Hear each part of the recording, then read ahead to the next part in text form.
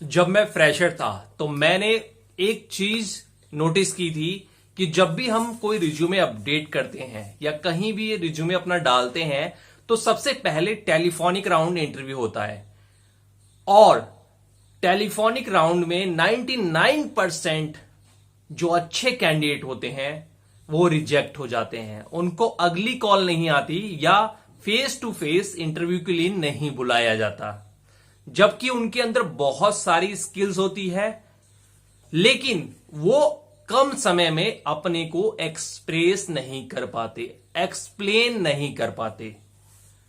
उन्हें लगता है कि अगर फेस टू फेस हमारा इंटरव्यू हो तो हम कुछ अच्छा बेटर परफॉर्मेंस दे पाएंगे।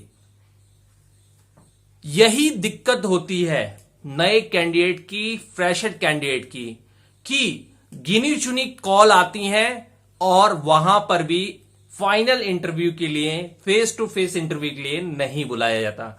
ये मैंने एनालाइज किया, सभी के साथ ऐसा होता है। और आज की डेट में जब हम इतने सारे कैंडिडेट का इंटरव्यू ले चुके हैं, साथ में वर्किंग करने वाले लोग हैं, उनका एक्सपीरियंस है, तो सबके साथ फ्रेशर में स्टार्टिंग में ये दिक्कत आती है।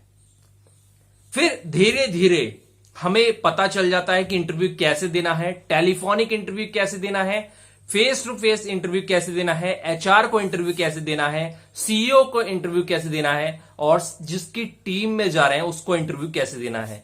मैंने एक बार आपको बताया था, टेलीफोनिक को छोड़ के सारी चीज बताई थी कि एक तरह का इंटरव्यू हर एक पर्सन को नहीं देना है।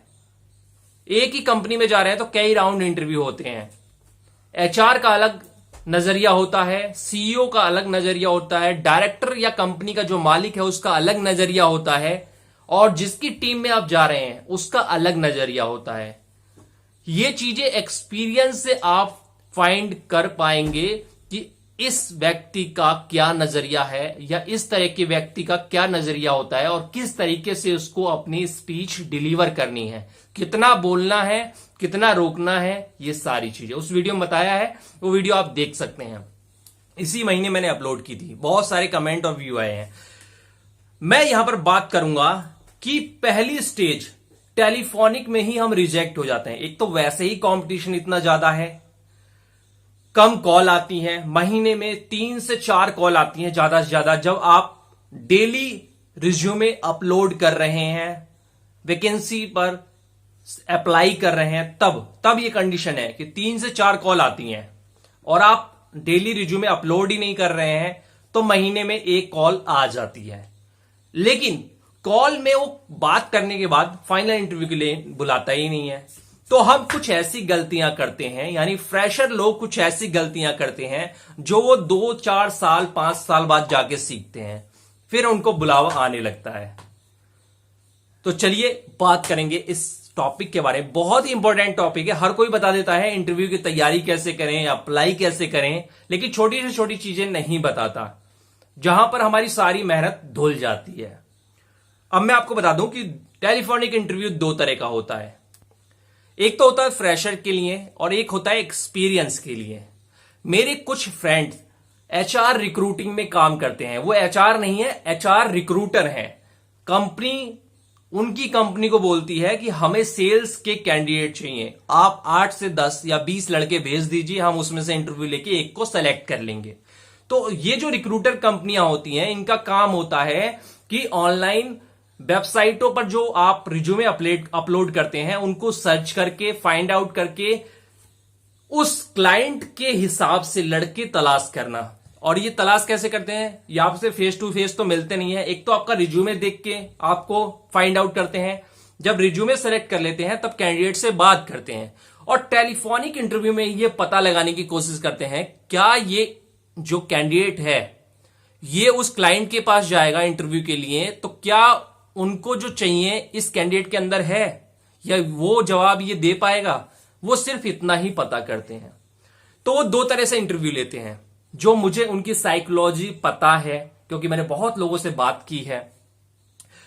तो वो 2 तरह से इंटरव्यू लेते हैं, एक फ्रेशर कैटेगरी और एक एक्सपीरियंस। एक्सपीरियंस जब 2-4 कंपनी का होता है सेम पोजीशन का, या ज्यादा एक्सपीरियंस जिसका होता है, उससे वो ज्यादा कुछ फाइंड आउट करने की कोशिश नहीं करते, क्योंकि उन्हें पता है कि ऑलरेडी ये काम कर रहा है इस कंपनी में, इतनी कंपनियों में काम कर चुका है। तो वो सिर्फ थोड़ा सा उससे पूछते हैं उसके बैकग्राउंड के बारे में, और उसको उनकी कोशिश होती है कि ये बंदा इंटरव्यू के लिए पहुंचे। उनका पूरा फोकस इस पे रहता है, एचआर रिक्रूटर जो टेलीफोन पे टेलीफोनिक इंटरव्यू लेता है। लेकिन जब वो फ्रेशर से बात करते हैं तो उनका ऐसा बिल्कुल इसके उल्टा होता है। वो कैंडिडेट से पूरा पूछते हैं और पूरा समझना चाहते हैं कि ये हमें जवाब दे पा रहा है, हमें नहीं जवाब दे पा रहा तो ये वहां पर तो रिजेक्ट हो जाएगा, हमारी नाक कट जाएगी कि 10 कैंडिडेट भेजे और 10 में 10 रिजेक्ट हो गए। तो इनको ये होता है, इनकी कंपनी का प्रेशर होता है कि आप अगर 5 कैंडिडेट भेजें तो उसको अच्छी तरह से जांच परख लें कि वो वहां पर एक तो सेलेक्ट हो ही जाए।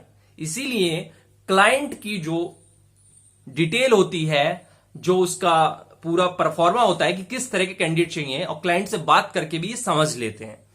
तो जब ये फ्रेशर को फोन करते हैं तो उसके देखो एक्सपीरियंस तो होता नहीं है उन लोगों को, तो वो उसके रिज्यूमे में, इनके पीसी पर, कंप्यूटर पर, लैपटॉप पर रिज्यूमे को खोल लेते हैं और उसी रिज्यूमे में से अधिकतर क्वेश्चन पूछते हैं कि कैंडिडेट, पहले वो फाइंड आउट करते हैं कैंडिडेट ने कोई गलत इंफॉर्मेशन तो नहीं डाल रखी, फेक इंफॉर्मेशन तो नहीं डाल रखी, कैंडिडेट फेक तो नहीं है, जेन्युइन तो है।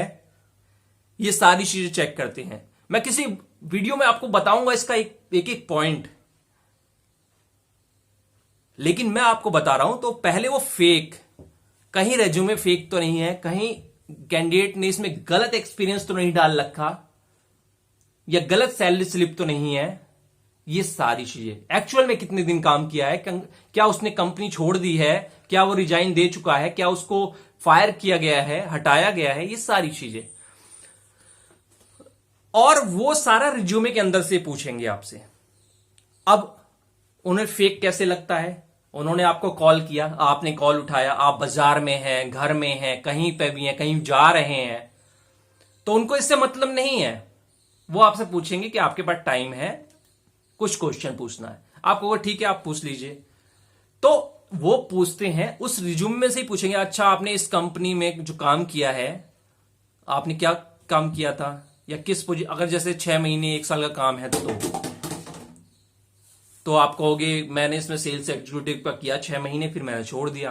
तो वो कहेंगे कब से कब तक आपने किया था। आप यहीं फंस जाओगे, यहीं फंस जाओगे, क्योंकि आपने रिज्यूमे में कुछ ना कुछ, रिज्यूमे को अच्छी तरह से याद नहीं किया है, स्टडी नहीं की है, तो डेट में ही फंस जाओगे और वो समझ जाएगा। अगर आपने किया भी होगा तो भी वो समझ जाएगा कि रिज्यूमे फर्जी है। इसीलिए किसी भी फ्रेशर को जब कोई एक्सपीरियंस आदमी टेलीफोनिक इंटरव्यू के लिए कहता है तो वो ये कहता है कि अपना रिज्यूमे जो आपने कहीं भी शेयर किया है उसकी फोटोकॉपी आपकी जेब में होनी चाहिए, आपके कमरे के दरवाजे के पीछे चिपका के रखिए उसको। एक कॉपी आपकी जेब में होनी चाहिए या आपके बैग में होनी चाहिए जो आपके साथ रहता है हमेशा, और उसको दरवाजे के पीछे चिपका के रखिए। जब भी, अगर आप घर में रहते हैं, ऑफिस में रहते हैं, जब भी आपको कॉल आता है तो आप कह सकते हैं ओके 1 मिनट होल्ड कीजिए, मैं कुछ भी कह के आप वहां दरवाजे तक आइए और फिर रिज्यूमे आपके सामने है, फिर उसके बाद बात कीजिए। एक तो आपका कॉन्फिडेंस बढ़ जाएगा, सारी डिटेल्स आपके सामने होगी, और ओरिजिनल डिटेल भी होती है, लेकिन फ्रेशर घबरा जाता है। फ्रेशर को पता नहीं कि कहां पर क्या बोलना है और एचआर इसका क्या मतलब निकालेगा। आप मार्केट में है, रास्ते में है, तुरंत अपना रिज्यूमे निकालिए, पॉकेट में रखिए, रिज्यूमे निकालिए और फिर तैयार हो जाइए उसके क्वेश्चन आंसर देने के लिए। अधिकतर 100% जो क्वेश्चन होता है वो रिज्यूमे के अंदर से ही पूछा जाता है, सिर्फ ये पता लगाने के लिए कि रिज्यूमे में लिखी हुई बातें सही है या नहीं है, क्या कैंडिडेट को पता है या नहीं है। वहीं से वो झूठ पकड़ने की कोशिश करते हैं, क्योंकि एक्सपीरियंस तो होता नहीं है, तो वो रिज्यूमे को ही चेक करते हैं, क्योंकि उन्हें रिज्यूमे पसंद आ गया है। अब पसंद आ गया है तो कैंडिडेट भी ऐसा ही होगा, वो यही सोच के चेक करते हैं, और फिर उन्हें लगता है कैंडिडेट तो यार झूठ बोला, या ये वहां पर जाके फंस जाएगा, इंटरव्यू में फंस जाएगा।